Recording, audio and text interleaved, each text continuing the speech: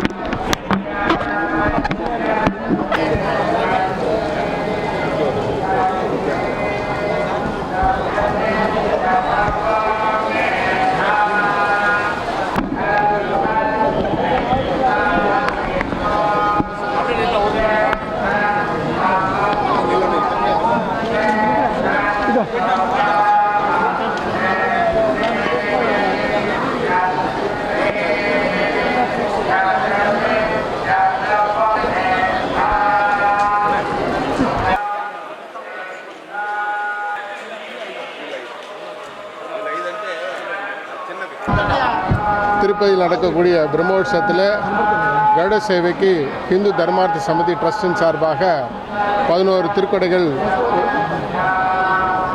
மலையப்ப சுவாமிக்கு சமர்ப்பணம் செய்யப்படும்.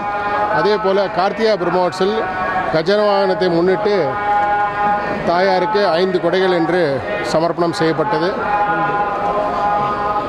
மேலும் ஆண்டுதோறும் இந்த நிகழ்ச்சிகள் மிக விமர்சையாக தமிழ்நாடு பக்தர்கள் சார்பாக நடத்தப்படுகிறது.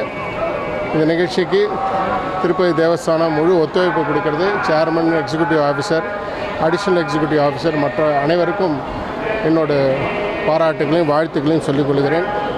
பக்தர்கள் வெறும் கொடையாக கொடுக்காமல் அவர்களோட பிரார்த்தனையாக கொண்டு இங்கே சமர்ப்பணம் செய்கிறோம். அவர்களோட பிரார்த்தனைக்கு பூர்ணமாக தெய்வத்தின் அனுகிரகம் கிடைக்க வேண்டும் என்று பிரார்த்திக்கிறேன். நன்றி, வணக்கம்.